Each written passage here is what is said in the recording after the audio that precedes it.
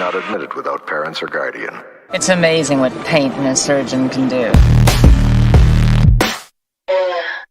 This isn't champagne, this holy grail, drenched in the light where the mighty prevail. I renamed my soul with a glimmering salt, cleanse the past, leave the dirt underground.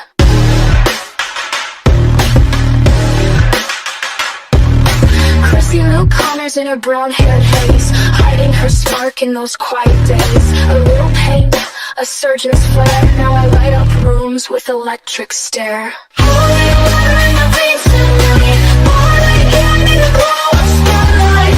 I'm not who I was, I'm not rewriting the rules endlessly.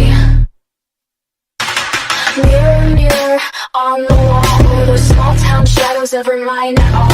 When the ink dries, the chapters turn, some flames are meant to fiercely burn.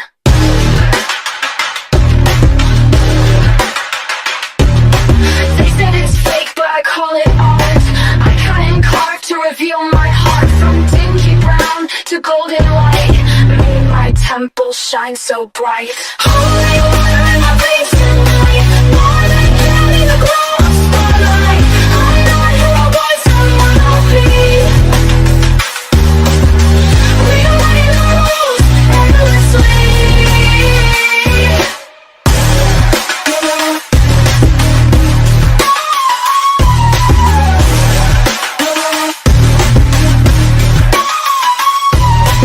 Holy water in my veins tonight, born again in the glow of spotlight. I'm not who I was, I'm what I'll be. Rewriting the rules.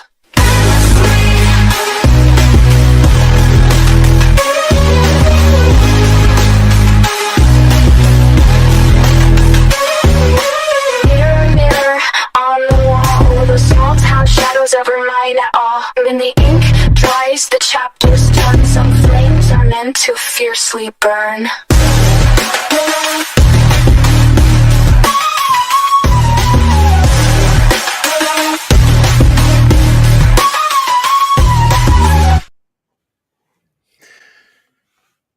Good evening, fans of fantastic films. I'm not sure really what's happening because we're having some more of those technical issues. The seem to play game start of every show. Anyway, welcome fans of fantastic films to a very special episode of our show. Normally we're the Drive-In Asylum double feature. Tonight we're the Drive-In Asylum special because it's Friday night. It's my birthday, and we're gonna watch one of the greatest movies ever made, Showgirls. And Mike Justice, Sam Panico, thanks for being here with me. Hello. Can you hear me Happy okay? birthday. I had to switch machines because I thought that would help with Thank some you. of the sound. So I am on a new my new Mac, but we're still having some delays. So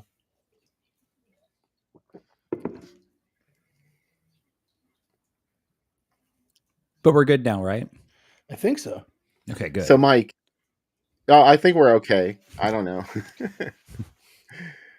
So Mike, you were a natural to be on this show, of course, because we talk about Showgirls all the time. And what do you think the attraction to this movie is? I was talking about this with someone the other day. I think probably it's because, we've all seen, bad movies, but maybe not with this much of a budget and this much of a, like I was thinking about there at the same time that Showgirls came out with some other, like Shannon Tweed was in this, ripoff of Die Hard. Like how many times, we've seen all those, are those Shannon Weary, Animal Instincts, like Gregory Dark movies, but none of them had a $40 million budget and came out on like 3,000 screens. I think that's what was so amazing about this movie. And also that you had to show your ID to get in.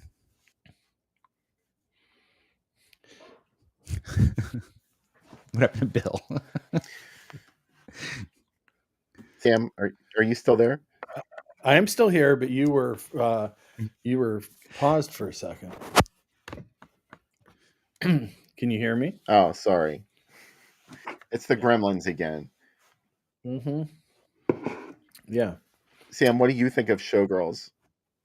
I love it. I think it's wonderful, and I feel the same way as Mike does. Like, it's amazing that a movie got this much money to pretty much make a movie that Russ Meyer could have made for $200,000.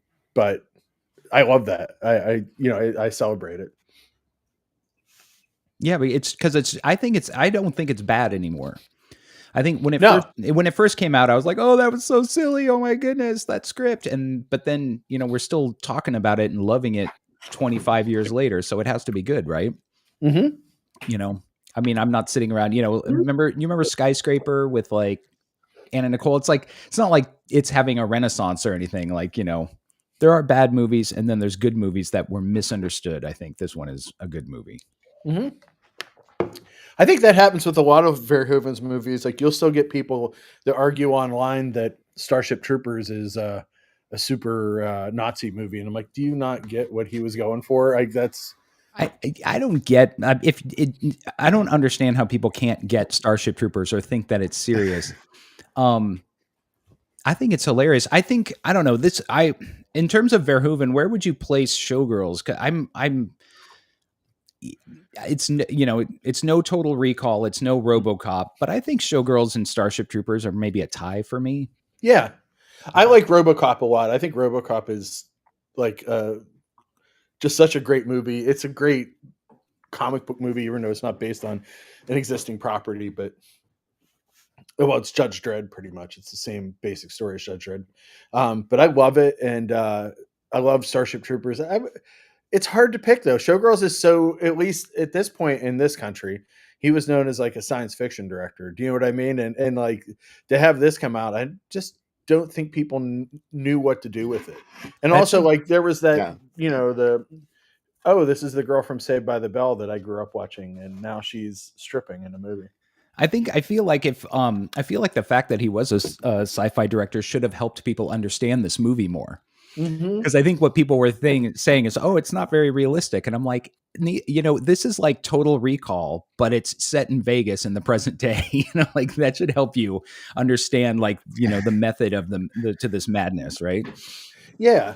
And like, also that when people have sex in a jacuzzi, it can like float, and it becomes super violent. Right. And lasts, that's what like 17 seconds? I mean, and also that the water in the jacuzzi doesn't slow things down at all.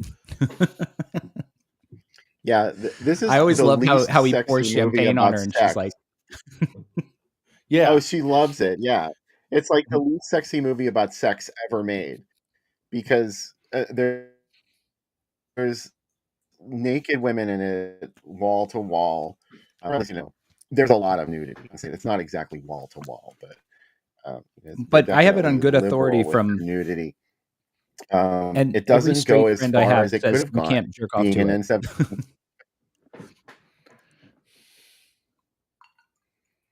Oh no, absolutely not. I mean, I guess I shouldn't say to anyone but myself. I don't think this movie caused any boners, and that was really what they were selling it as. It was just built up over time. It's hard to put it in context, because you had to have been there for the controversy that this movie stoked, generated by the studio really beforehand, because they knew they had this big budget NC-17 film. I think Henry and June was the last NC-17 film that was like a major release, and this was a big risk for them. But I consider it to be the new Valley Beyond the Valley of the Dolls. It's sort of like it exists alongside Beyond the Valley of the Dolls, because it's a pseudo musical. Paul Verhoeven thought it was his big MGM grand musical. That's what he called it. I mean, I think of it as being very Beyond the Valley of the Dolls, but it's got too. the same yeah. There's a lot of like people in trouble and bad things happening to people, which is very Valley of the Dolls. It's also, I also think of it as moralizing. It's very much this generation's Bolero too, because you expected Bolero to be like filled with sex, and then you saw it and you're like, who gets a boner during Bolero? It's not boner making at all. Yeah. And beyond just the sex too, it was marketed as though it was just gonna blow your mind. Like you've Yeah. never seen anything like this before. Like get ready. Like you're gonna go in there a virgin and come out a man. And then you kind of go and you're just like, okay, it was like a melodrama, a Yeah. rags to riches melodrama, but set in Vegas, so the stakes don't really seem like they'd be that high, but everyone's acting like their life depends on this stuff. And at the time I remember thinking it seemed really kind of petty and silly, but like looking back, I'm like, it's genius. Like he took this really hardcore like Hollywood melodrama and like transposed it into this like petty little world of Vegas, and where everybody's so serious and taking it so seriously. I love it. He should have totally pulled a Argento and said, "This happens after a nuclear war." Right. That's why Yeah, like, everybody's so fucked up. Like it's very Tenebrae. oh yeah, Like, yeah, it's just like there's only like 3 or 4 places that matter, like right. Caesars, the cheetah, and like the trailer park. Everything else is like Or just or indistinct. right, or say it's like in Phenomena, say like it's in a world where the Nazis won World War II or something. This was made in a movie where Desert Storm didn't happen. I don't know. I can't think. Speaking of Italian directors, Joe D'Amato's last movie was a Showgirls ripoff. He did an adult Showgirls ripoff. Was his last movie that he died while making. He had a heart attack while making it. It killed him. Yeah, it killed him. He was like, "I have had enough." Well, and then he just died. Did Bruno Mattei finish it, and did it come out? It did come out. And it's called Showgirl, not Showgirls. The art looks exactly like this movie, same font, everything. It is not good. I can tell you for a fact it is bad. Even as a Joe D'Amato apologist, I can tell you that it's bad. But I love that it exists. I just watched his movie Instinct before this, which was his Fatal Instinct. D'Amato apology. Or Basic Instinct ripped off, and it's not good either. But I loved it. His son shot it, and Daniel Stroppa wrote it. So it's like very like end of Italy, end of the Italian exploitation cycle movie. So it made me happy and sad. Did his later movies still have that film mirage like glow to them? They're instantly recognizable. They're kind of like all those movies that Philip Jordan made in Utah. Like you just look at the cinematography and you're like, Well, this was like one of the last Film Mirage movies, and it has a foreign Film Mirage title. It calls it La Film Mirage, which, I mean, I got a boner just seeing it on the screen. I was like, "Oh, La Film Mirage." Even his adult, to do like a Studio Canal thing. Like yeah, I know. Oh, that would be amazing. If I would love if like someone bought. Why can't we just take the Film Mirage name? Like when we do our film, it should definitely come up. Who's gonna stop us? Yeah, I think if Joe D'Amato was alive, he'd be like, "I admire the chutzpah of those two boys." Well, and also, how many ideas did they rip off from us? Like, like everything. Yeah, this is for Alien 2, damn it. Yeah, on Earth. Yeah. But yeah, like his last, like from 94 to 97 when he died, it was all adult, but like he did these like big budget adult movies that were like Marco Polo and Tarzan Shame of the Jungle, and they're like shot on film and they have huge casts. So it's like I think he realized like I can't make money anymore making horror movies, like that market's dead, but people will always want adult. I learned who he was through Mike McPadden, because Mike McPadden was the editor of Hustler at the time, and he would always review his movies and say, Joe D'Amato needs to go back to making Giallo. And I'm like, I had no idea what that was when I was like 19. And I was like, what's he talking about? Like, who's Joe D'Amato? And that was my education. I came in at the end of his career, and I'm like, oh, wow, here's everything that he did before. Oh. But you can see how there had to be adult cash-ins on Showgirls. I mean, which is funny because you would think the Showgirls was adult enough, but as Bill said, like it's strange. Like Gina Gershon is very attractive in it. Like that's a good part, but like there's not really.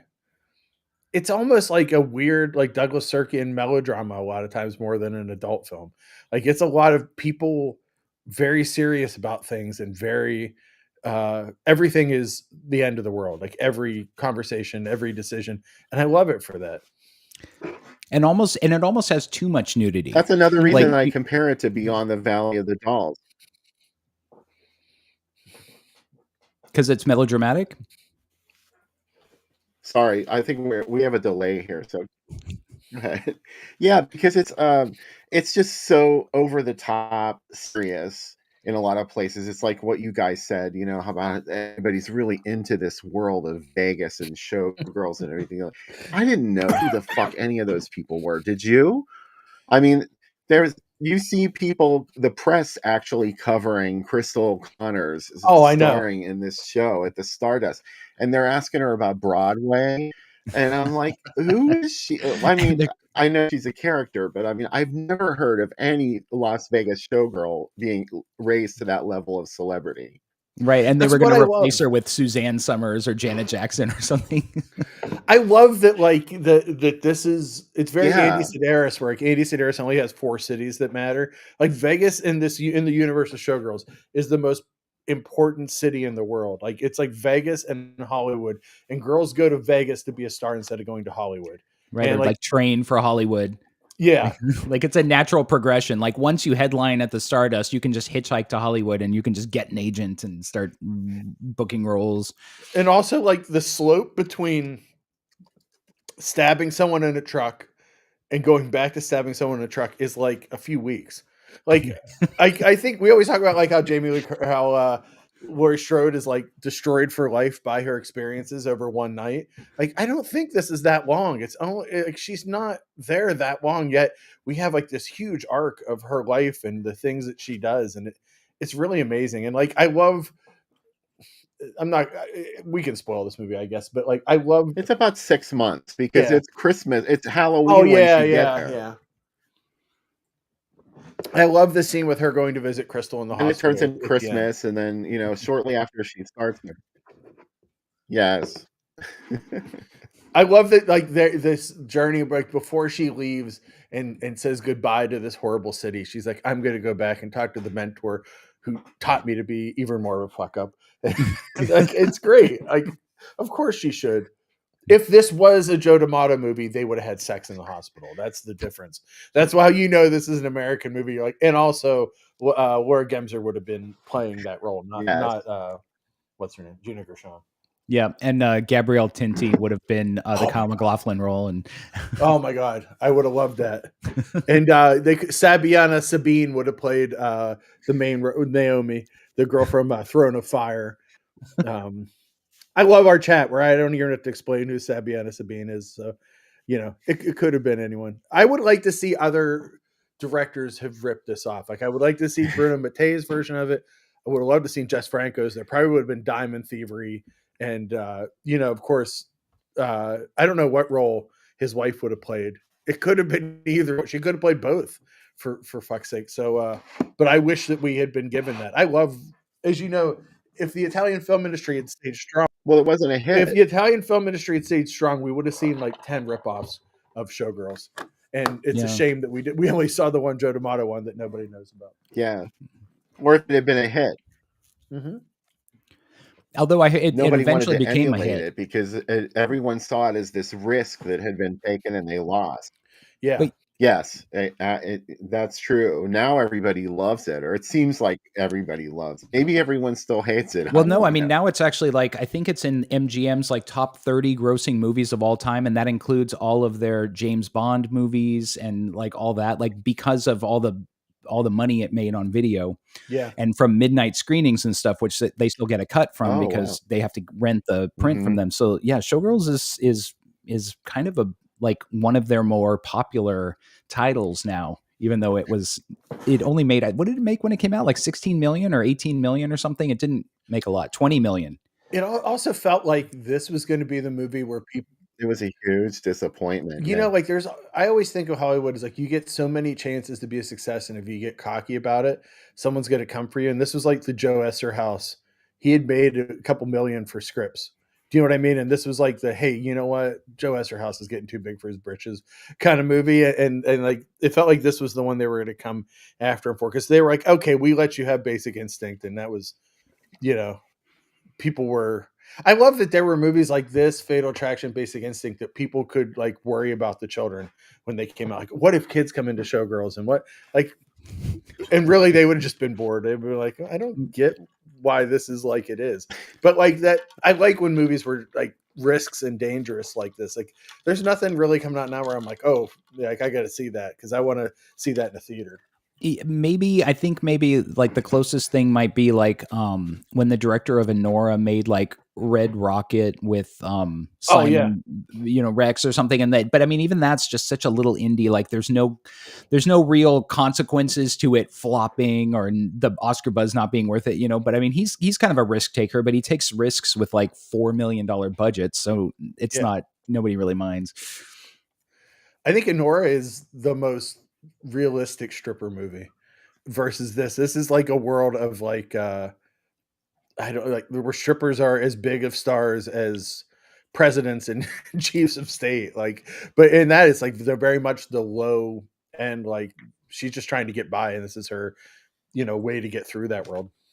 It's kind of a funny thing. Like she stomps away from her bad past and goes to Vegas, and she keeps saying she wants to be a dancer and stuff, but I never really get we don't really get a sense of like what's driving her to be a dancer, or is she suffering some trauma or whatever. She's just like obsessed with dancing. But then she, at the very end of the movie, is just like, nah, I don't want to anymore. And once she's achieved the pinnacle, it's not, it's like, all right, fuck it.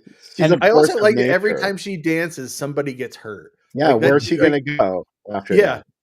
Well, also, like, go, who's going to book her in? How's she going to get jobs in Hollywood when she has to explain that she walked out on like a contract to headline a Vegas show? Like, that's not a good thing to have on your resume, right? I mean, we can talk about this after the movie. Well, but she wouldn't have a new identity. She was going to have to start over. Yeah, that's no way to do things. Like, you have to build on your brand, right? Yeah.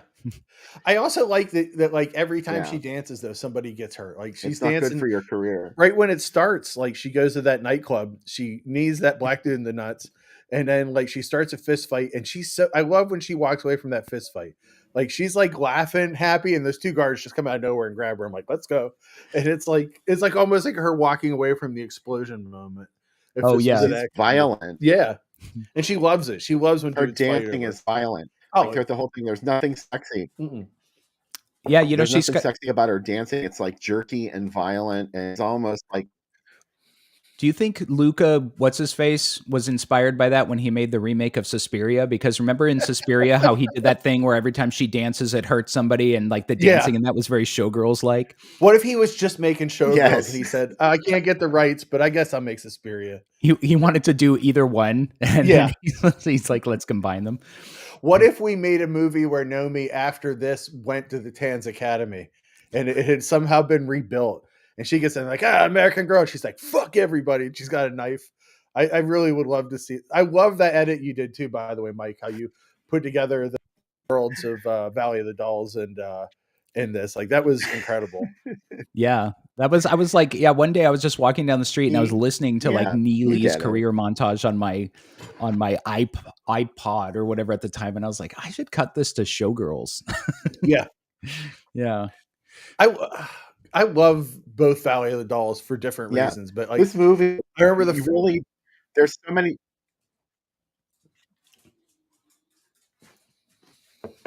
Go ahead. That's okay. Go ahead, Bill. I'm sorry. I'm waiting for you. Go ahead. I'm like kind of delayed here. I think I might actually. Well, go ahead. I'll take. It's your birthday, so I want to hear what you. I might as well. So I don't think the broadcast will stop. Let's see. Oh, is he going to go away and then come back? Yeah. Okay. I love Valley of the Dolls, and I would like to think. How crazy would that be if like you did an edit where you worked her in as a character, like somehow like put a track of her. That's what AI should be used for, so that we can combine the movies that we love like that to do these kind of weird moments. You mean like put Nomi in Valley of the Dolls? Yeah. Her and Neely, you know what kind of dancing she does? Nudies. Well, it's funny because in Valley of the Dolls, the like sort of unstable character, it like meets her end in an alley. But in like Showgirls, the unstable character is the one who you're supposed to identify with, who's the hero of the movie. Like for all of, Kyle MacLachlan and Gina Gershon's faults, they're professionals. Like they're even tempered. They come to work. They're not constantly throwing temper tantrums. Right. But it's Nomi's the one that we're supposed to side with, which I'm not mad at the movie for that. I think it's funny, but it's She's She just is the somebody that most like wandered into their realistic lives character. too. Yeah. Mhm. Like she sort of showed up one day, and this is why I love this. Another reason I love this movie so much is it really is about the American dream. Hmm. That might sound crazy to say something like that about Showgirls, but I think this is what people didn't realize about Showgirls when it was brand new and it had been marketed as this sexy movie that wasn't really sexy after all. It was Paul Verhoeven's idea of the American dream, or what it means, what people in America really want, or at least some people in America really want. Like they just want to have celebrity for something, for any reason whatsoever, and like they want to take it as far as they'll go. It was And prescient chaos ensues. pre social media, like the early social media where like Yeah, Nomi now would be an OnlyFans model. She wouldn't need to go to Vegas. But in the world of this movie, there's no OnlyFans. There's only Vegas. It is the mecca for all girls to go to and do things. But like that's what like, and maybe to her, like at some point until she meets Crystal, like headlining at the Cheetah is wow, that's so much better than the rest of my life was. Like that's my level of stardom. It's like, oh no, there's another level to that. And then is Hollywood beyond that or wherever she's gonna go and fuck up next? I think that's implied right at the end, like that she's going to go take. Well, you know what it is I always thought that like yeah, Showgirls also was like a metaphor for the Hollywood experience. Yeah. Because the whole thing about yeah, how Andrew Carver, like they cover for him, like, oh well, he's part of the family. He might be at the Sahara next year or at the Mirage the next year, and that's kind of like right. why everybody's sort of like kind of hush hush, like brushed Brian Singer and like Harvey Weinstein under the carpet because they're like, well, we might want to work with him. He might want to distribute our movie. So You mean kind of like Yeah, how that's why people, go ahead, Bill. well, the people had been doing that for years in Hollywood, like for probably since Hollywood was a thing. It's like a mob mentality, Hmm. to be honest. It's sort of like, once you're in this family, then you are one of the family, and that was Nomi's test. Was that Hmm. they wanted to see what kind of a person she was, like if she was going to be able to cut it, because she seemed like this crazy person, and they're like, would she fit in with us? And she proves to them that she does fit in with them, that she is one of them. She does something that's like completely awful, like she almost kills somebody, really, like it's she could have killed this person. So she proved to them that, yeah, she's one of us. Like she will abuse and do anything to anybody that she wants to, as long as it gets her somewhere. And Is it an poor Illuminati her poor friend analogy? Molly. Well, yeah, that is sort of like, I think when people talk about the Illuminati, that's the kind of thing they're getting at. Like this ritual you have to do to prove that you're willing to do anything and give up so much of yourself to be Yeah. somebody that's like amongst the rich and famous. and also that you have no integrity, or that you'll just push people down the stairs, and also like like I guess they thought after she had done all these sort of like she had no moral compass, right? So when her friend gets raped and is in the hospital, she'll just go along with it. Like, yeah, she'd like a dress store, she'll be Yeah. fine. I I think also we just revealed a magicians in plot this point. world are the biggest celebrities too. Like it's if you're a magician, you're at the top of the Vegas. Oh I'd yeah. like to think that this is very Mad Max. That Vegas is the only big city left, and people just worship these celebrities and like, oh, he's a magician in Vegas. He is like a god. It's like a John Taffer world. Yeah. Like John Mhm. Taffer from Bar Rescue probably like knows all of these people. And You're like it's ruining like, your this is my legacy. best bartender from Vegas. You're ruining your legacy by not fulfilling your commitment to the He's play that you're in. he's sort of Tony Moss. He Tony is. Moss in this movie, played by Al Davi. Bob Davi. Robert Yeah. Davi. Oh yeah, Bob. Is Yeah, we know him, so we can Bob. say Bobby Sorry. Davi. We're like this, okay. Yeah.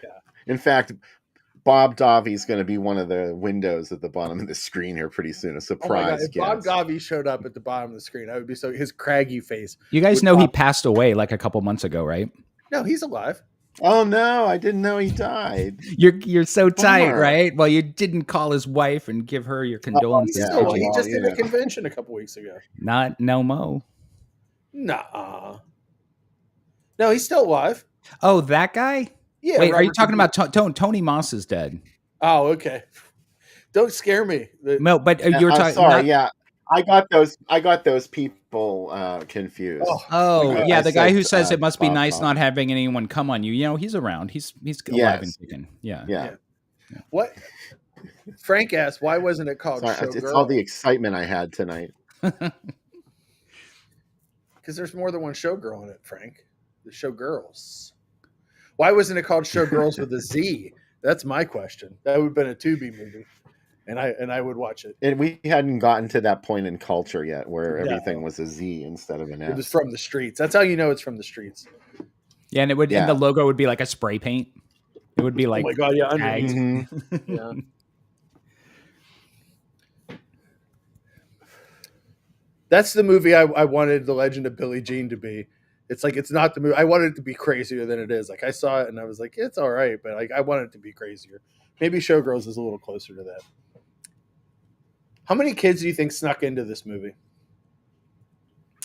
None. Well, okay, so it was you just had to be over 17, right? Yeah.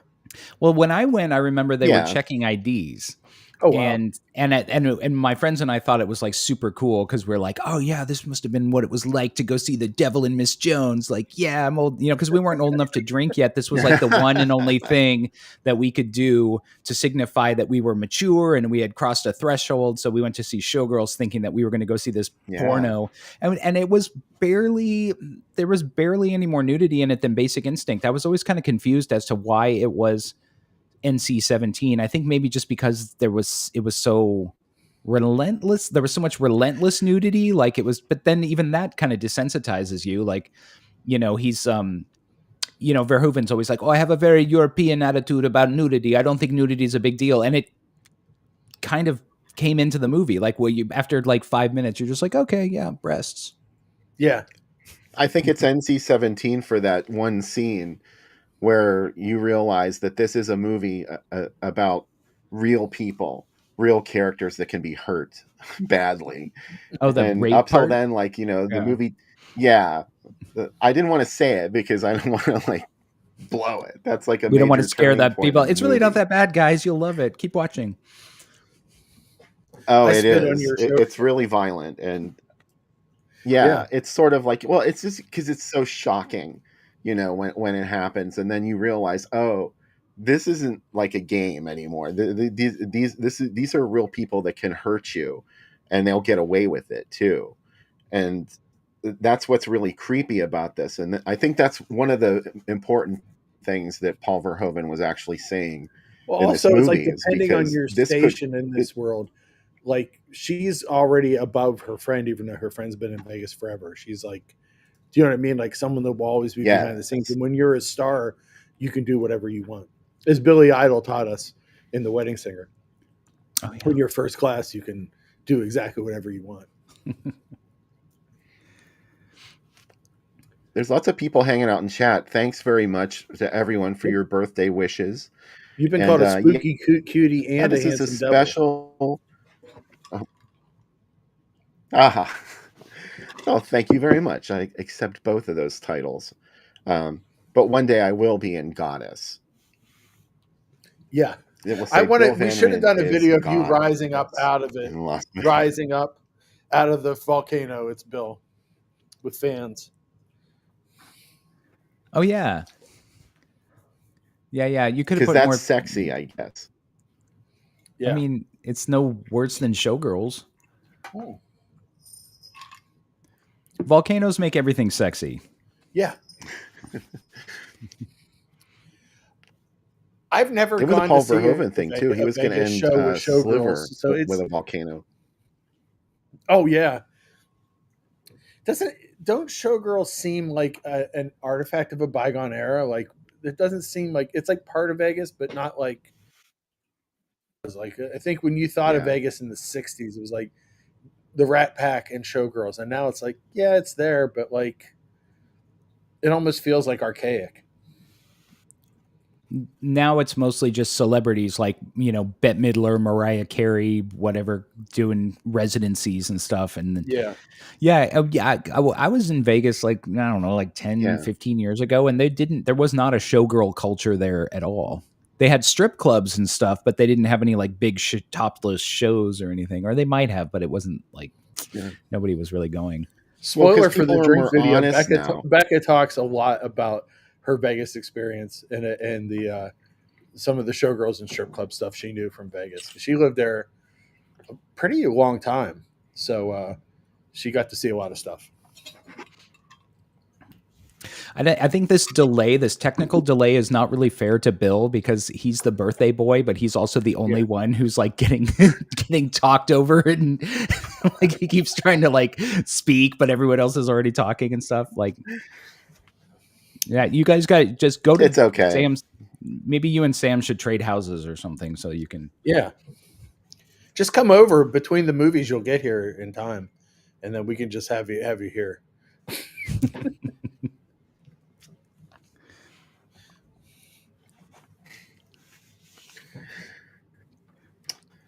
We're gonna send All a right. telegram. So, where was I going with? Ads? No, I'm just letting you guys talk. I'm trying to figure out what I'm gonna do next. Showgirls ads. Do you remember when this movie came out? How there was this whole Vegas thing at the cinema, like there was Casino and Leaving Las Vegas and Showgirls, and for whatever reason, it was like this big striptease thing going. Oh yeah, well that was in like Striptease Florida or something. too. Yeah. This is the time of the Vegas ad campaign too. That what happens in Vegas stays in Vegas, and Vegas kind of at this point in the ad campaigns was also becoming a family destination versus what it was before, where people went to Sin for a weekend, and it became like more family friendly. Was it ever that? I mean, what, a family location? They tried very hard to make it that. well, for a I don't while. know. I mean,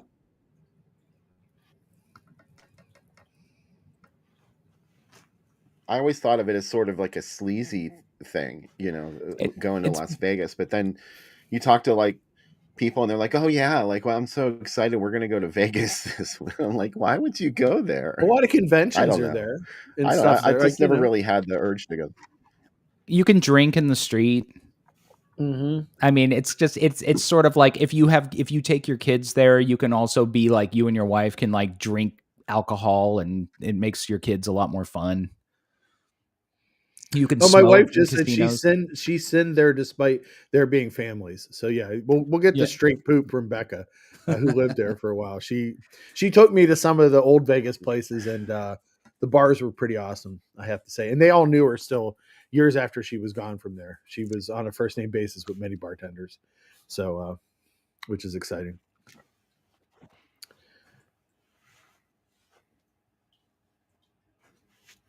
I think.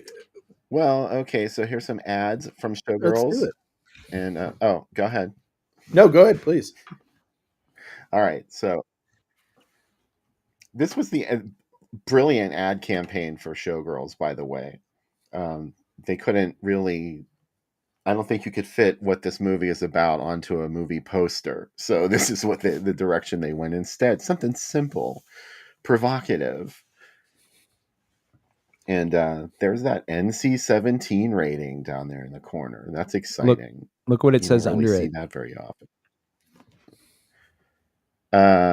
I can't see it.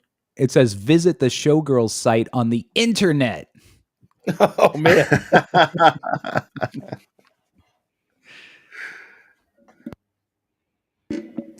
I can remember seeing URLs and not knowing what the hell that was. Oh, go to AOL keyword Showgirls. Oh yeah. Ooh yeah. Boy, that was prime AOL time, 1995. Yeah. I guess. The Showgirls site had a little page where you could chat with Nomi. Oh, and it was God. just this fake chat window where when you typed something, it would immediately generate just this sort of like random response.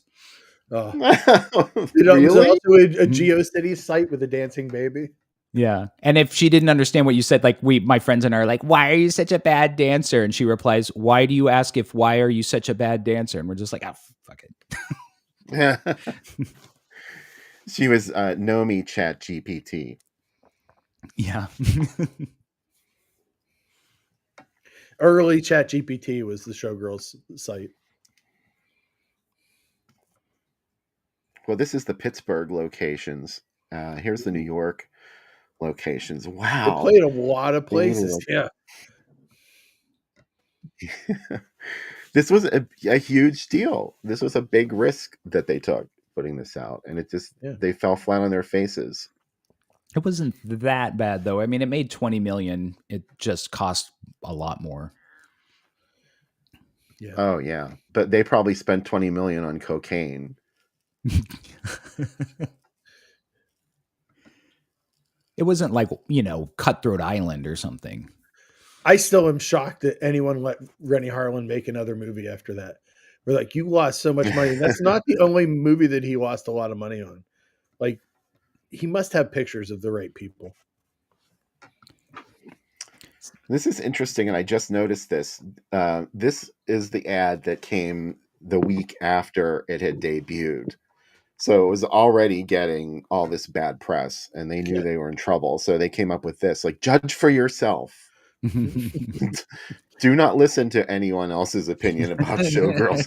Judge for yourself. Well, this was, in the beginning of the internet, there wasn't as much word of mouth. Now word of mouth is everywhere, but back then, you could still trick people into coming on the second and third week. Yeah.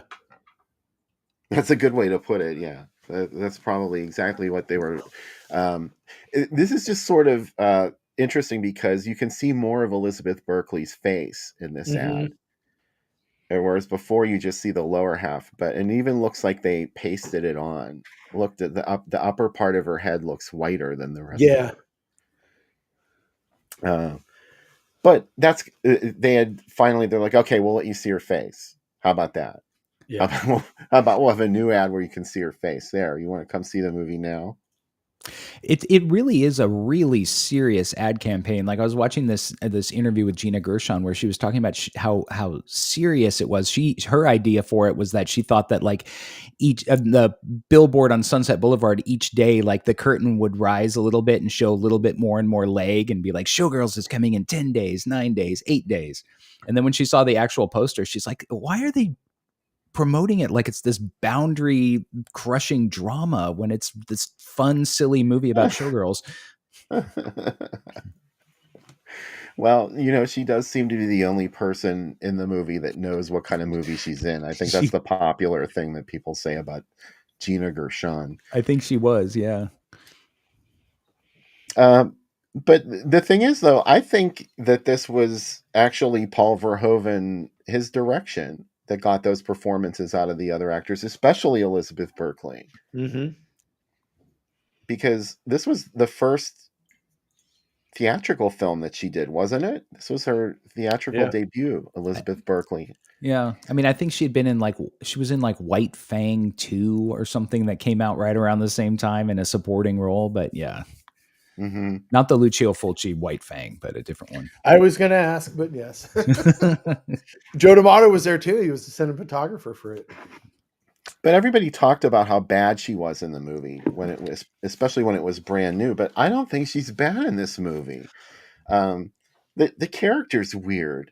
It's a very weird character. It honestly, she would probably even agree that it was the wrong thing maybe to take. Yeah. But at the time, like this probably seemed like an interesting opportunity for her. And it really did a lot for her career. Sometimes people really have this glass half empty attitude about it where they're like, oh, it ruined her career. And I'm like, if it ruined her career, she wouldn't still be working and we'd have no idea who she is. Yeah. I guess, yeah. This is early in the maximification of female actresses too, where, you kind of had to go from being a teen actress to suddenly like I have to be serious, so I'll be in Maxim or FHM, or I'll be nude in a movie and cause some kind of scandal. Yeah, Do you I'm know what going I to be in mean? a James Toback movie, like pleasuring myself with a shower nozzle, and I'll get an Oscar. Like, yeah, Yeah.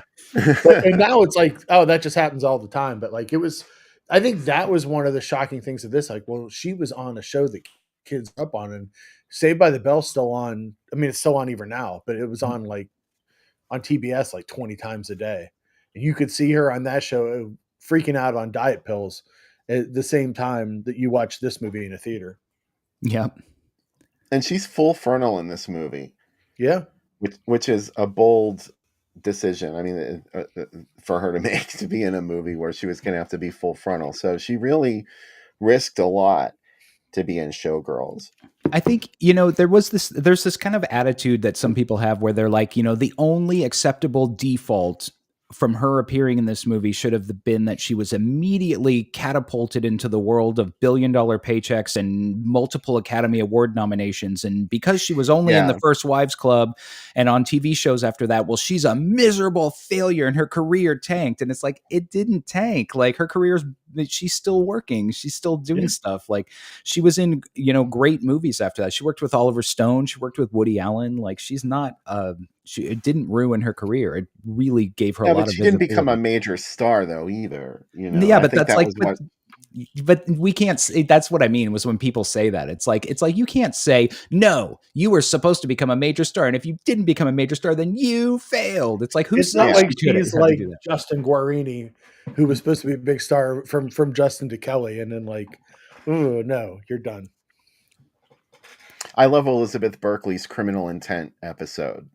Oh yes, she's. I like this ad a lot. I know we got a different view here, huh? Yeah, you like that? I love that. Yeah, that's a nice ad. What are all these movies? I don't recognize any of them. What's Jupiter's Wife? What's Son of Shark? Son of a Shark. Sam, what is that? I don't know. I know Il Pastino. That was a big movie when that came out. Seven. I've heard of Seven. Canadian I've seen. Necromantic and Crumb playing together. What? I reviewed Mute Witness for the college paper. I remember that. I haven't seen it since. Yeah, Spike Lee's Clockers. Seven came out the same weekend as Showgirls, and it was number 1, and Showgirls was number 2. Seven made like 14 million, and Showgirls made 8. Nadja is playing. That's that black and white vampire movie. Didn't one of the Lynches make that? Would have to be the daughter. Yeah, I think the daughter made Nadja. I don't know. It's actually Son of the Shark. It is Eric De Silva is in it, and it's a foreign film. Huh. About 2 delinquents. It's a French film directed by Agnes Merlet. Son of the Shark. So,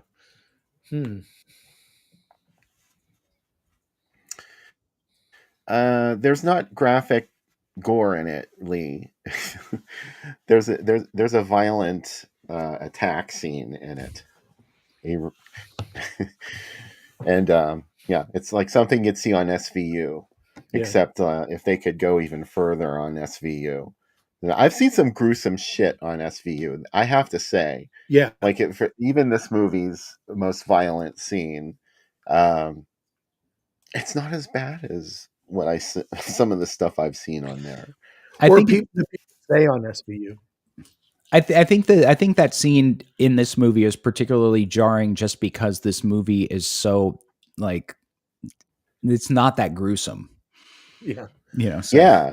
That's Paul Verhoeven's Joe D'Amato moment where it's like, oh, I'm just watching this movie about a girl who travels the world and takes pictures. Oh, by the way, there's a snuff movie in it. Right. Like it kind of like you're like, oh, I'm going to get a boner. No, you're not. You're getting upset. That's kind of what this movie's all about. Well, yeah, it's not really a snuff moment or anything. No, but it's like that's. I just like to tie stuff into Joe D'Amato. We know this.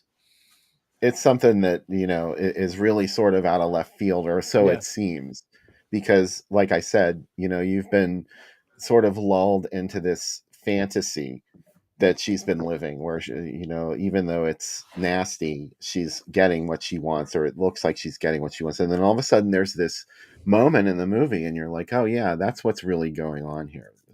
Mhm. This is more about, like, are you willing to exploit other people?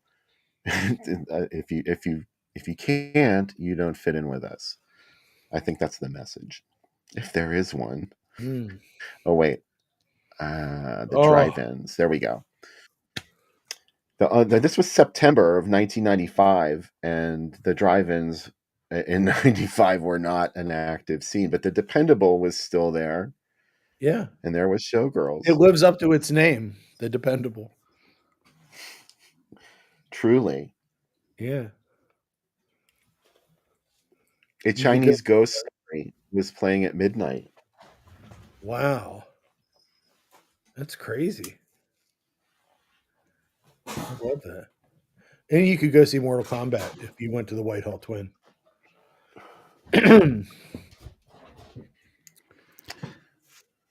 What a night at the movies.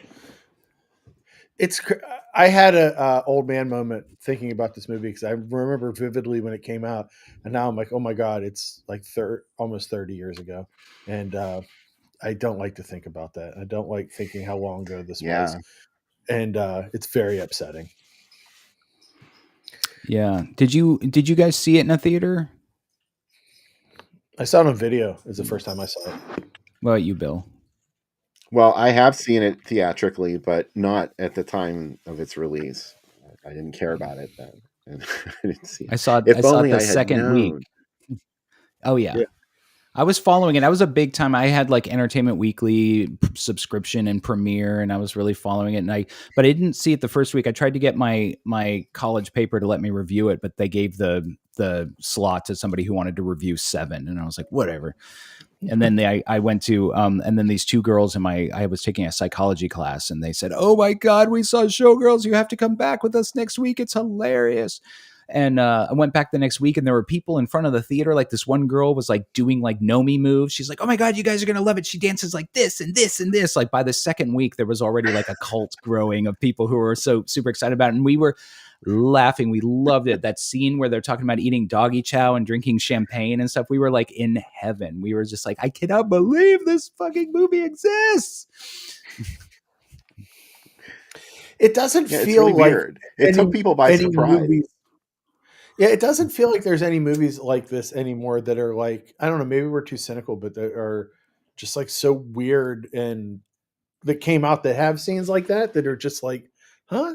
I guess And Netflix would have yeah. it. Yeah. Yeah. And I think that's why I was thinking about this over this week. This movie definitely belongs on the show because I don't see a lot of difference between this and a Russ Meyer movie or something that would play in a drive outside of the budget. But this is a very drive-in movie. It's exploitation. Yeah. It's trying to convince you of one thing and then it's something else. The only thing it's missing is like 10 other titles. If it had had like Queen of the Cheetah Club or don't open that velvet rope, or I can't think of some other good titles for it.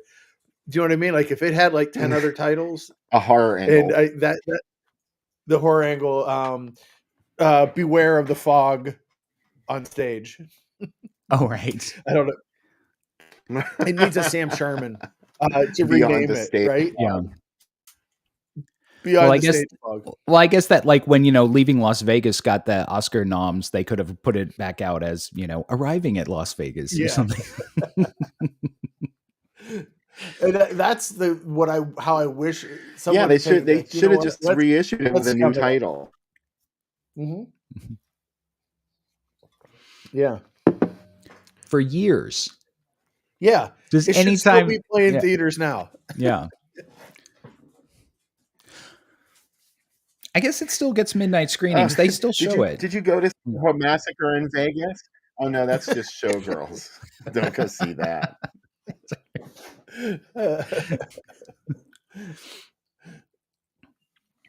The dancing girls at Cheetah Lounge?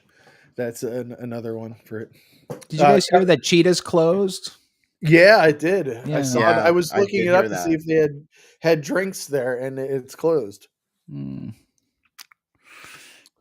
Oh, I know.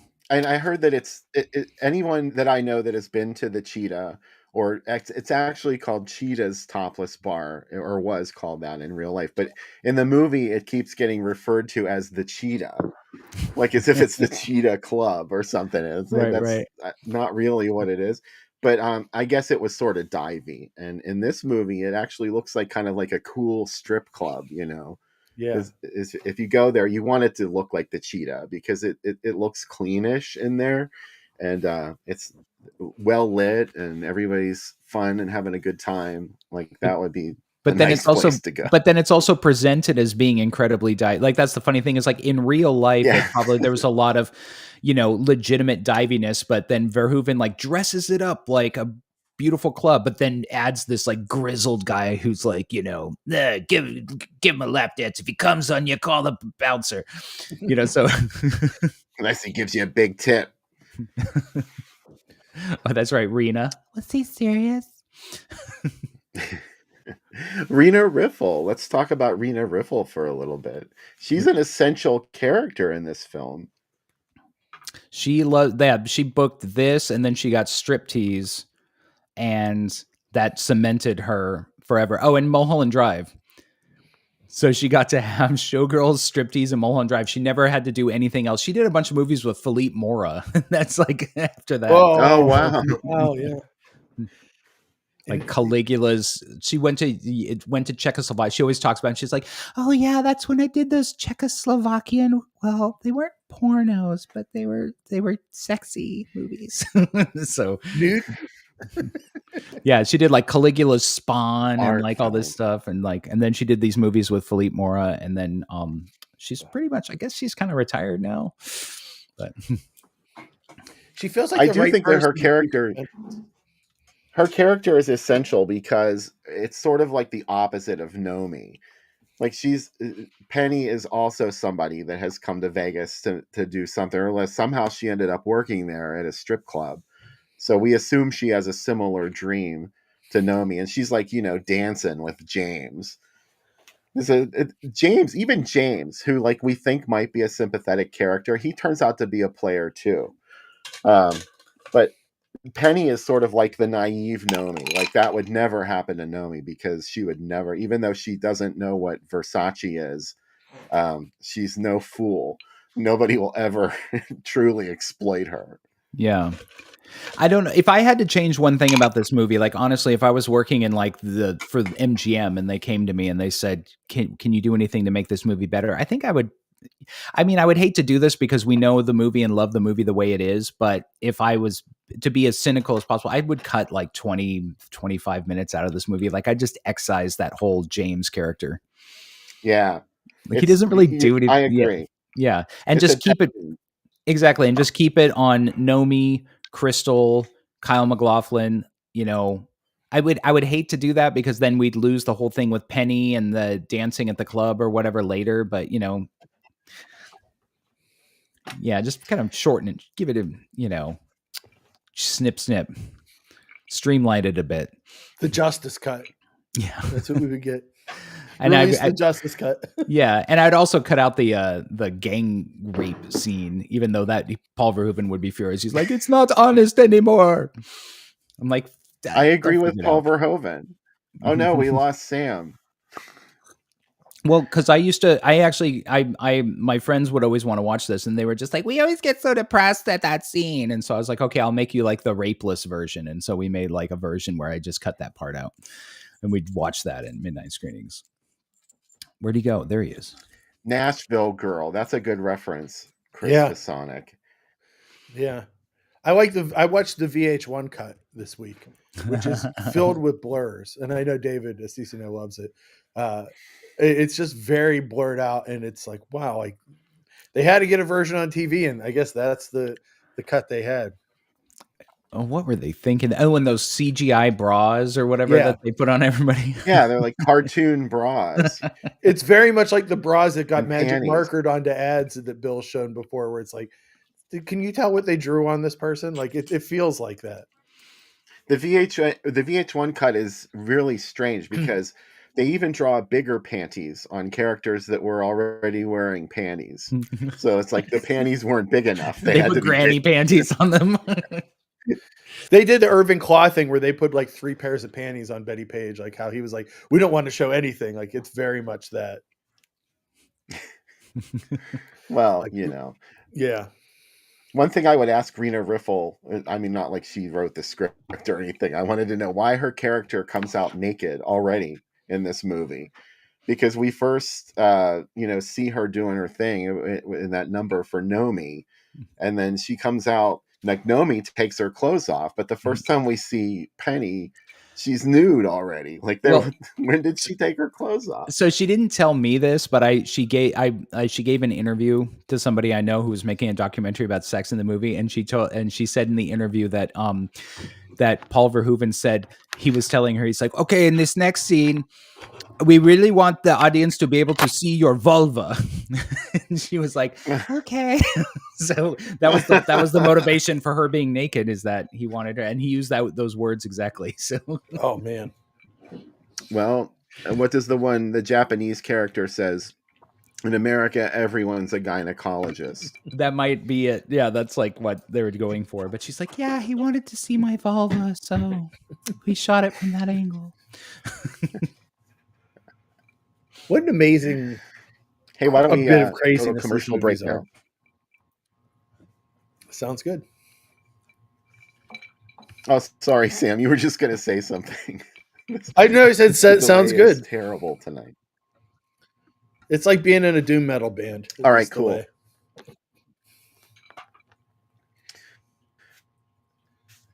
Yeah, we're getting extra feedback. We apologize. If this even works, I don't know. Anything's possible tonight.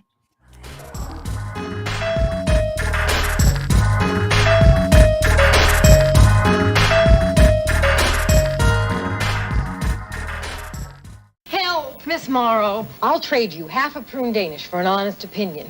Is it the dress or is it my figure? Honestly, it's your bra. My bra? Try this Playtex Cross Your Heart bra, but in the dressing room, please. Cross Your Heart crosses over, lifts and separates to help you cross over to a better figure.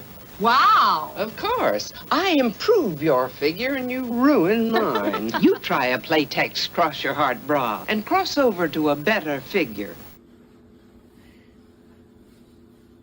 Hey. What? This isn't the cheetah. Oh, wow.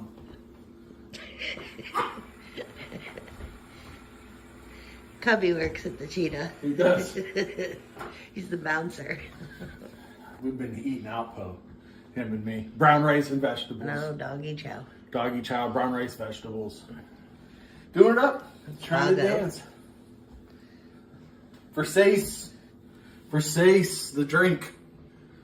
What This is is it? just the type of drink they'd serve you at the cheetah. I don't It is. even know what it is.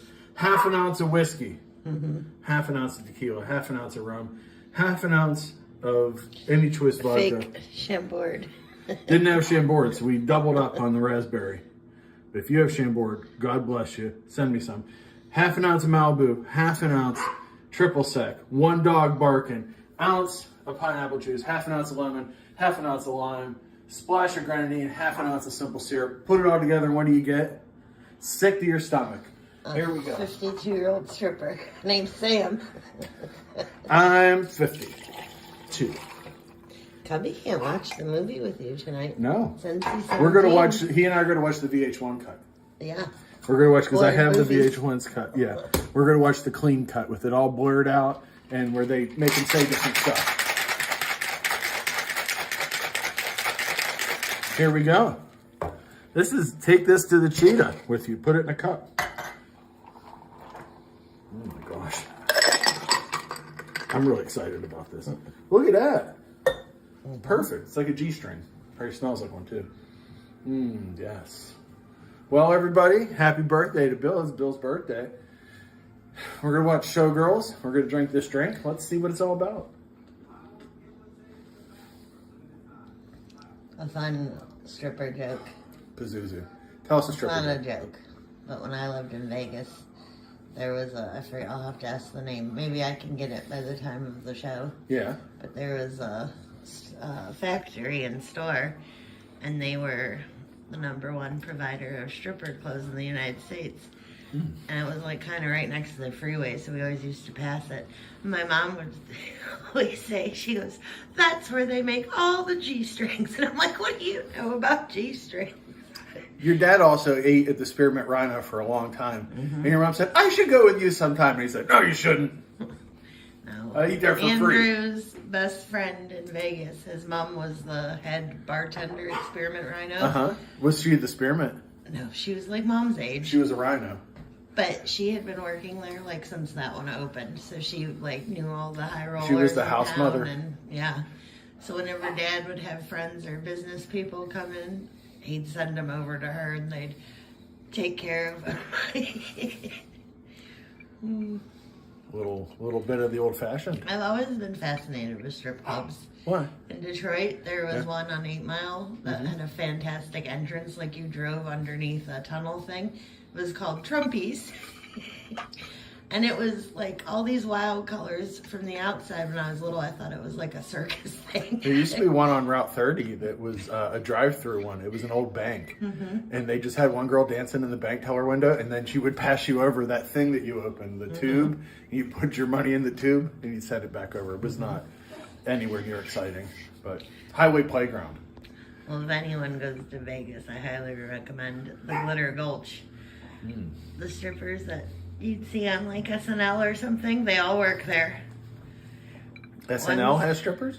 Like if you saw them on a comedy show. Oh. In real life, they work there. And the women's bathroom is tied to their dressing room. So me and a friend from high school, she wanted to go there. So we went, and we're going to the bathroom and just sitting around with all these strippers. And not the best looking ones. No? No. Were they pooping? No. No. But they should have stayed home. I answered that like your mom. Oh, no, they weren't pooping. Okay. Hello. All right, enjoy the drink, Pazuzu. Enjoy Cubby. Happy birthday, Bill. Becca will be back to talk about strippers and her Vegas experience by the second half, hopefully. And I'll have to find out the name of the store from my mom. Oh. She used to always say, "That's where they make all the G-strings." You see that? That's where they make the J-strings. What? What's a J-string? Yeah, she doesn't know. They make clubwear there. Okay. If it's the cheetah, it's not dancing. All right, Pazuzu.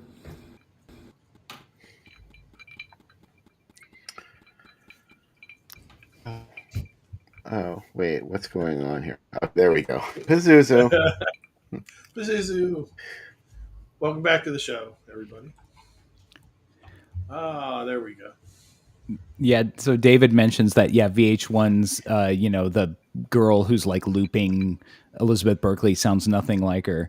And not only that, but she sounds like, when you see like behind the scenes and they'll have like a script person like reading lines off camera, that's what she sounds like. She's like, "No, I'm a dancer." There used to be a great I liked your little game. There used to be a great cut of Animal House when I was a kid that would play on like syndicated. That like they took anytime someone swore and just said glass breaking. So it was like even if glass wasn't in the scene, you would just hear the sound of glass breaking over top of the swearing, and it was just such a weird audio mix. Luckily, we can swear on TV now. Yeah. Bill, what are you drinking on your special day? This old thing, it's just a little Maker's Mark. Aw. Yeah, it's my little cheer cocktail. Happy birthday. Oh, hi, Wally. Thank you for your birthday wishes that you left on my Facebook wall today. Oh, Wally. He's 14. He's turning 14 this year. Wow. In a month. He's an old man. He sure is. The same age as Elvis. He and Elvis are very close to the same age. I definitely see this like my life is going to have like the BC and the AD like before Wally, after Wally, and then during Wally's lifetime is going to be like the life of Christ. Yeah. Yeah. So anyway, yeah, I'm drinking Korean rice wine because it was just, I don't know, I like the label. It looked cute. And I are you love this drinking? Hawaiian shirt you have on, or So t-shirt. this was so dumb. So I was like looking through and I was like, what do I have that's Vegas? And I was like, I don't have anything that's Vegas, but I have like shitty like Florida trailer park. Like, does that work? Yes. Close enough, right? I'm loving it. Okay.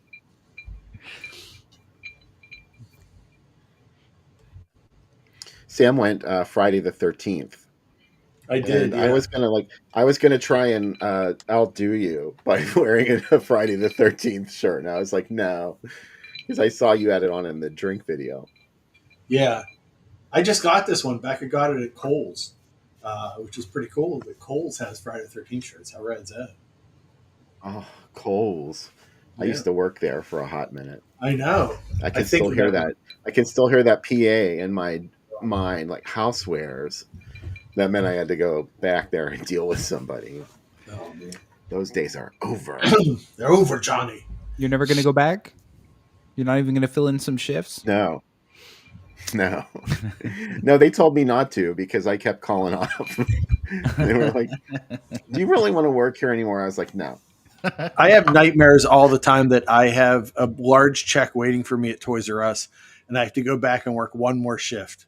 And I'm older now. I can't remember how to build bikes. I have to unload trucks, all the stuff I used to do. And they're like, we have $141 for you. And I'm like, oh, that's a lot of money. So that's like those dreams people have about going back to high school or something. Like, yeah. I gauge all money on how close does that get me to the Emmanuel box set. And that would get me really close. So $141 I would work. What is it, like $300 or $500? I have been offered 175. I've been told that I can get it. I'm like, this seems pretty good. But I mean, I worry though. Is it going to be like some off-brand? Like, are you getting the actual Emmanuel box set, or is it going to be like the? I loaded up and it's all the Showtime Emmanuel movies that they made, like Emmanuel's Time Machine and these horrible, like full moon versions. And I'm like, God, fuckers. So Rena Riffle was in an Emmanuel movie. She played medical marijuana Emmanuel, and that was when I knew they were running out of ideas. Oh my God. I'm gonna look up her. Wow, that's her a great catalog of films. Yeah.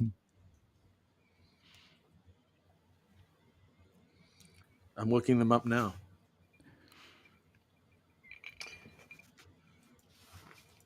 So who else is in this movie? There are so many people in this movie.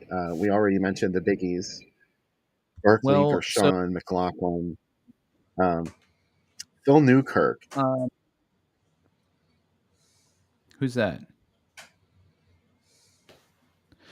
Well, wait. So now, who's the guy who played Tony Moss? He's that character. Passed away. He was. Also, I'm not sure what. What's his name? Alan Rachins. He was Dharma's dad on Dharma and Greg. I'm not sure what. And Stephen Bochco's brother.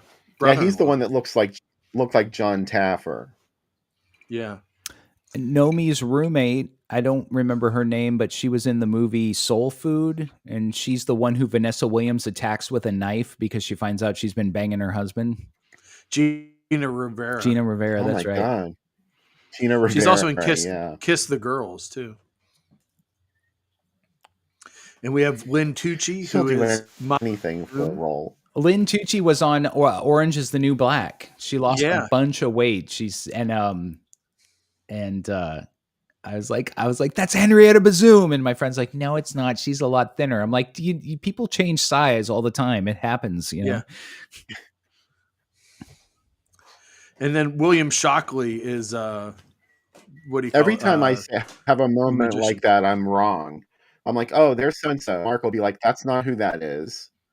I'm like, oh yeah, you're right. Never mind. I think I've asked you guys this. Do you guys ever, like, you'll see an actor and you're like, I know that person from somewhere, and then you look them up on IMDb and they'll have like 5 credits and you've never seen any of the movies, and you're like, are they lying? Do they have a doppelganger? Like, I swear to God, I've seen this person before.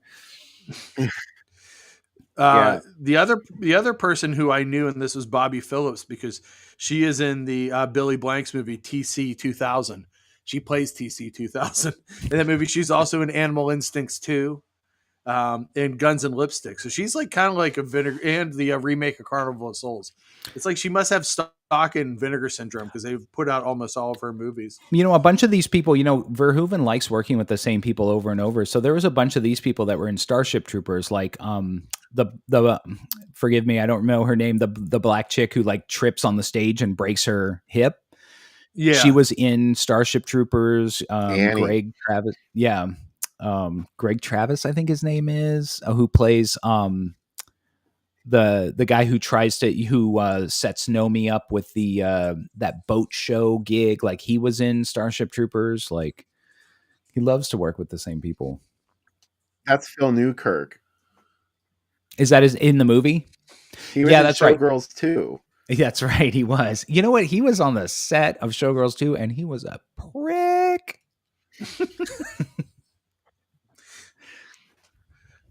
Was he really? Yeah, he was like. See, this is the dirt I want to hear. No, it was weird. It was like when like he, and also what's his name, Plummer, the guy, the one who plays James.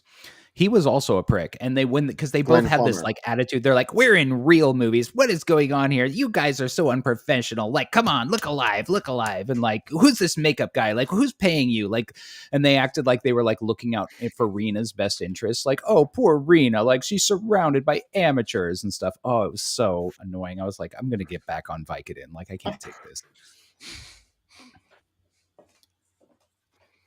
But luckily, it was just like a day because they didn't really have a lot of time. That's just rude. I know.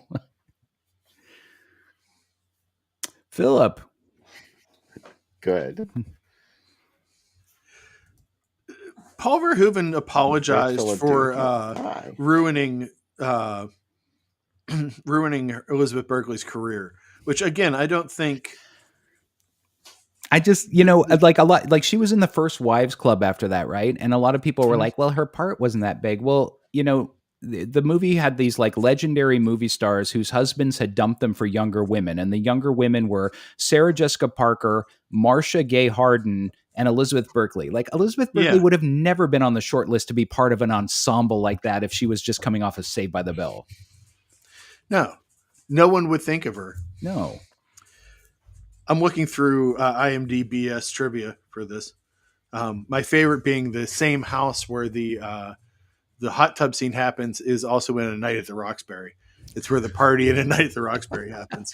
It's so A Night at the Roxbury. Doesn't it have like neon palm trees? Yeah, it totally does. Yeah. Paul Verhoeven was the first person to accept his Razzie Award in person, they say. So that's interesting. And then it was after that it was Halle Berry, and then Sandra Bullock accepted hers in person too.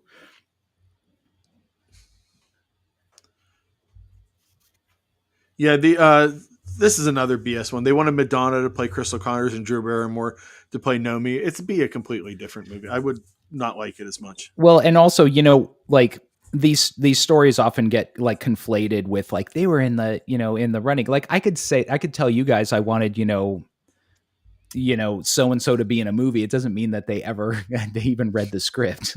I mean, we could make an IMDb that we've been trying to make Tintoretto too. Yeah.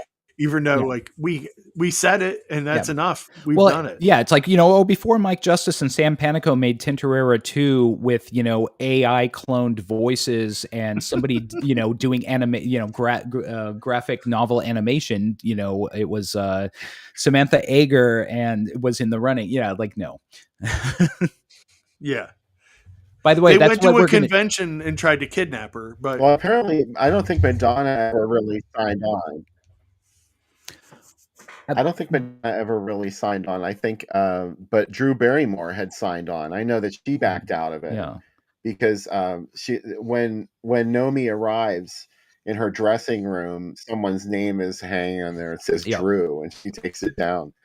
But it's like you said, who knows if she really how far that went with Drew Barrymore starring in Showgirls. I mean, I don't know, if you looked at the script, you would really kind of see it as for what it is on paper, wouldn't you? I mean, I think a lot of people or just would sort of thought that, like, Basic Instinct wasn't It's really a really very not. good movie, but it was the energy of the telling. It was, Verhoeven's like dramatic, melodramatic energy that really Yeah. brought that movie to life. And so I think that they were like, well, this is kind of looks like shit, but he can really polish it, So Well, it was a shitty movie, but it made stars. Like Sharon Stone wasn't.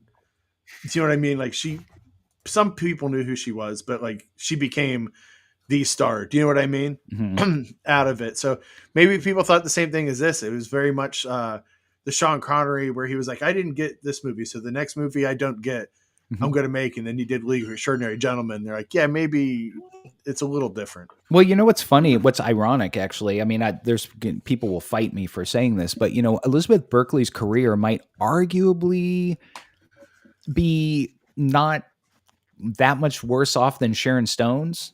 I Yeah. mean, like she didn't get to, Elizabeth Berkley didn't star in any movies after that, but Elizabeth Yeah, Berkley is still working. She's still doing stuff. Like, yeah, Sharon Stone's still working too.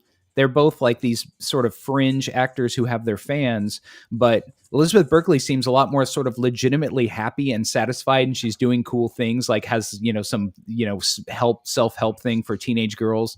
And which, Sharon Stone's just sort of like, no, like they made me wear pantyhose on Boston Legal. Like, how dare they? I used to work with Sidney Lumet. I used to be a star, So it's like, well, and also she didn't make a commercial where she's a finger with her face on it like Sharon Stone did for that whatever that online game was. Like, I'm like, yeah, both of them should be in Italy making. He was Giallo on Law right and now. Order.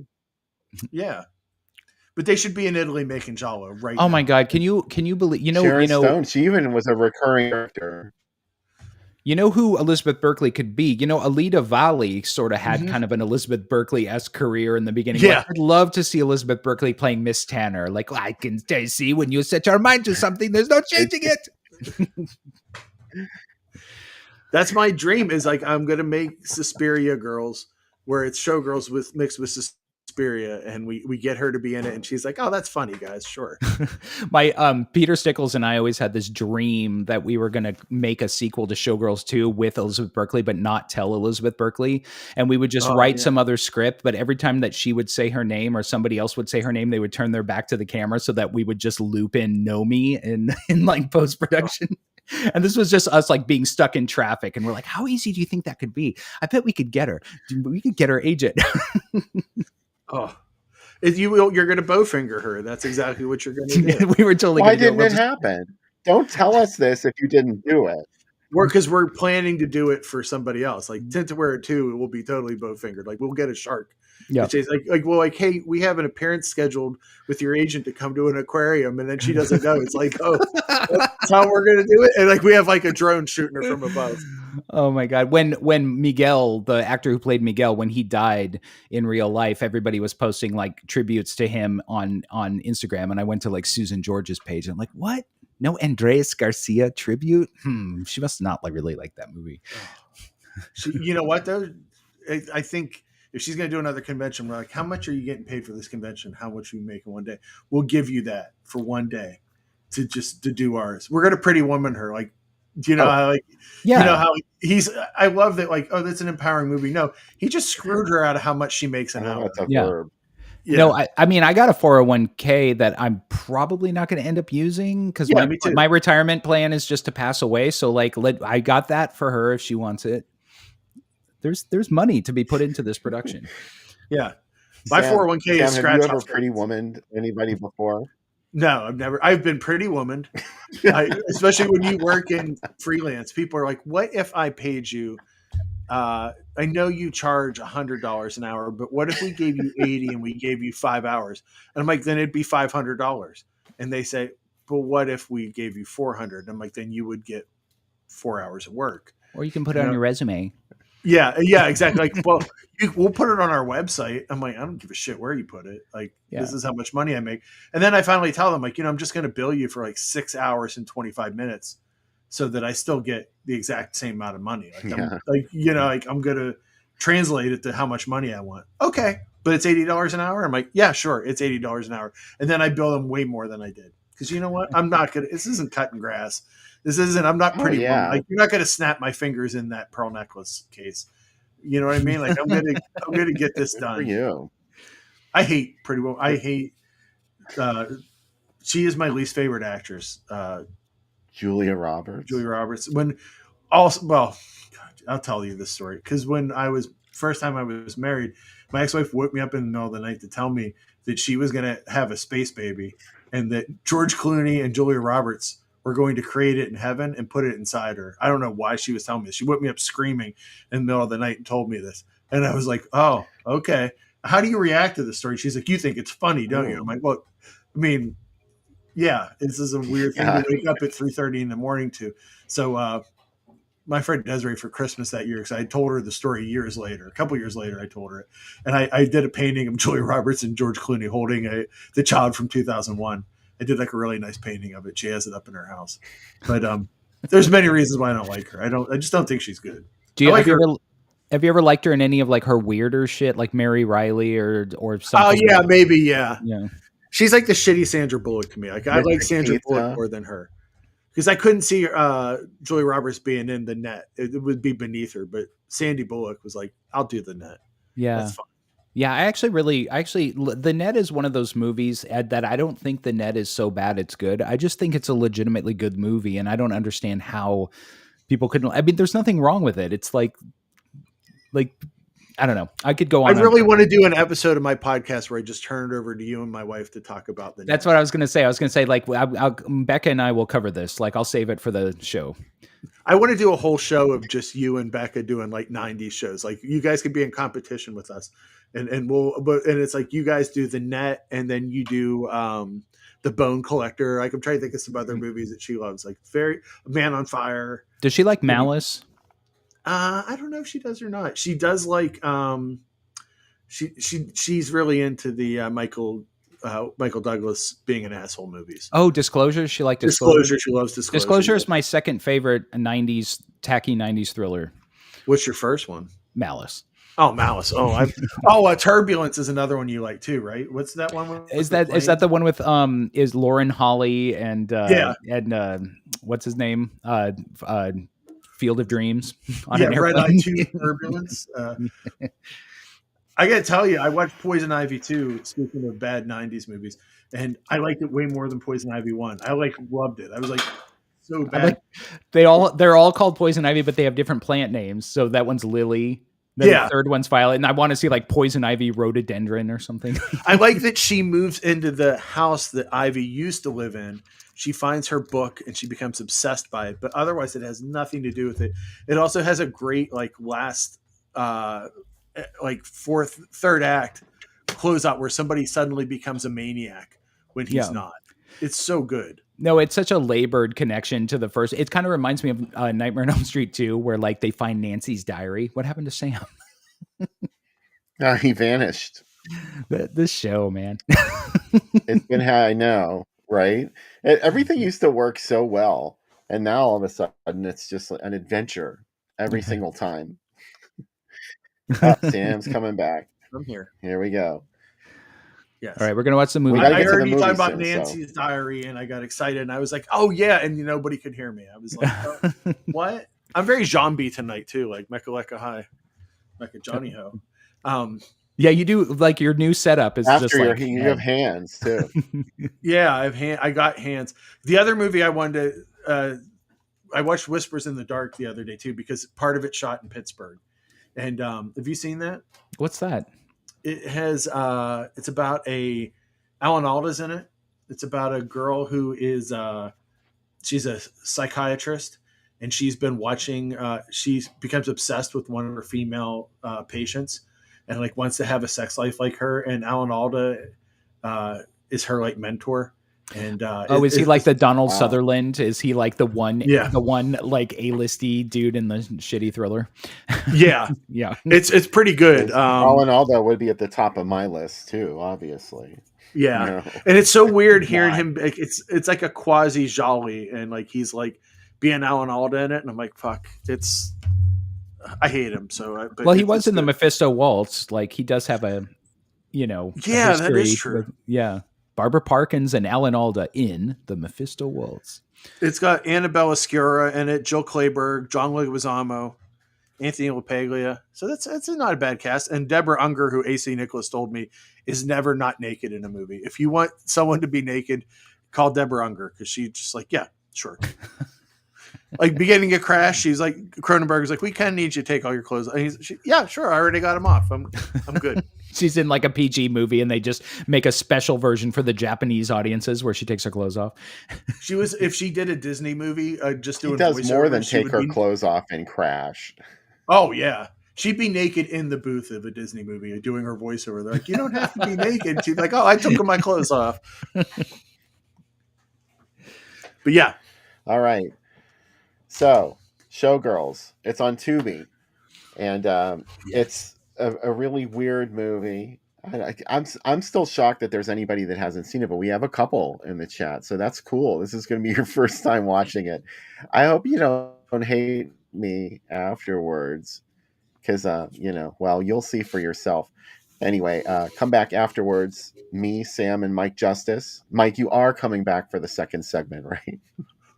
Yeah, I mean, if this is kind of starting to hit me, but I'll be around. Okay. Well, it's kind of a long movie, so we're only doing one movie tonight. I think it's 2 hours. I think it's an epic. It really is. It's like Lawrence of Arabia, but with like strippers. 2 hours and 11 minutes. It's a journey. According to Tubi. Yeah. And with Tubi, with the commercials, I forgot to mention too that song on the intro. This movie has a fantastic soundtrack, and originally Prince was going to score the entire film, and then of course that didn't happen. There are 2 Prince songs on the soundtrack, but there are a lot of interesting people on it, including My Life with the Thrill Kill Cult, who wrote a song specifically. Yeah, they have 2 tracks on there. Yeah, but the one. The main piece that they did was the lap dance song, when she does that lap dance with Zach, aka Kyle MacLachlan. So that was interesting. But the song we heard on the intro, was the original song that was going to be in the lap dance scene, and they changed it at the last minute. They decided to use something else. Well, wait, but what about those lyrics that are like Crystal likes blah blah blah and Nomi and stuff? Like they added that in later, right? Oh no, that was Electro Manuel. That was Sam. Okay. I mean, yeah, that was Electro Manuel. It's not. It's not me. Sam. What are you saying? I thought you were saying that was Prince. I'm tripping. Never mind. Don't pay attention to me. I took a muscle relaxant. No, the Thrill Kill Cult. Oh well, then you are coming back for the second segment, Mister. Well, I got my jaw problems. So it's the timer music on the first segment was I think it was called Dirty Velvet originally. So there you go. Come back afterwards. We'll have lots to talk about, because the world is Vegas show, darling, and you're about to see one. Showgirls. Have fun.